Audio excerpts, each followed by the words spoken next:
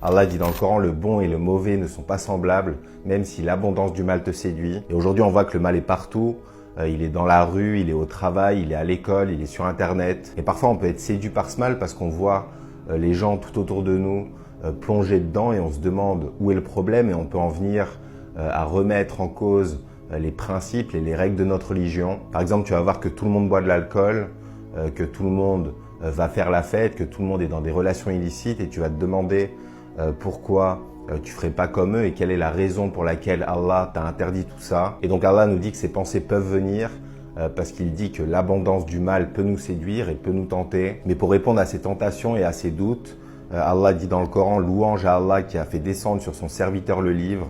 Il n'y a point introduit de tortuosité, un livre d'une parfaite droiture. Donc le Coran et les règles qu'il comporte sont parfaitement droites. Et ce qui s'est passé, c'est que ces règles sont restées droites et que c'est tout le reste de la société, tout le reste de l'humanité qui a dévié vers le péché et vers le mal. Et donc quand tout le monde commence à dévier et à tourner, mais que tu restes sur une ligne droite, sur le droit chemin, tu vas commencer à t'écarter de ces gens et tu vas te sentir de plus en plus seul. C'est un peu comme si tous les gens étaient emportés par une rivière et que toi, tu étais le seul à t'accrocher à un arbre solide au milieu de la rivière. Et c'est ce qu'est le Coran dans nos vies, c'est cet arbre qui bouge pas. Et Allah dit ailleurs dans le Coran que ceux qui croient en Allah s'accrochent à l'encre la plus solide. Et là, c'est la même image, c'est comme si tous les gens étaient en train de se noyer dans l'océan et que le Coran et la religion étaient l'encre d'un bateau. Et donc quand on s'accroche à la religion et qu'on se laisse pas emporter par le courant, on peut se retrouver isolé, on peut se sentir seul. Des fois, ça peut même être nos amis, peut-être même notre famille, qui vont nous dire qu'on devrait pas être aussi extrémiste, qu'on devrait profiter de nos vies. Et donc, on va avoir ces pressions de la part de la société, du monde qui nous entoure.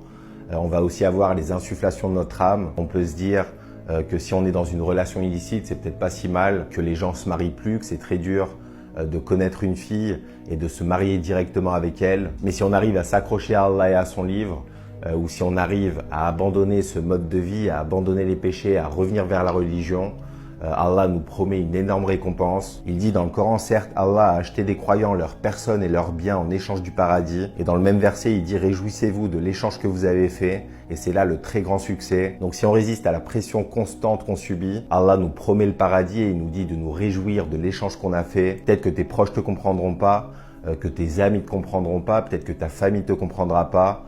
Si tu commences à mettre le voile, si tu commences à avoir la barbe, à prier 5 fois par jour. Et dans ces situations, le seul qui sera fier de toi sera Allah. Il verra tous les efforts que tu as fait pour résister à la tentation, pour pas te laisser emporter par le courant. Il saura que quand tu étais seul et que personne te soutenait dans tes décisions, tu t'es quand même accroché à lui, tu lui as fait confiance et il nous récompensera non seulement ici-bas. Donc s'il voit qu'on fait des efforts pour s'accrocher au bien, il nous facilitera encore plus cette voie. Et la vraie récompense sera dans l'au-delà. Il nous félicitera pour tous les efforts qu'on a fait, pour toutes les tentations auxquelles on a résisté et pour toute la patience dont on a fait preuve. Qu'Allah nous facilite, qu'Allah nous guide. Salam alaikum wa rahmatullah.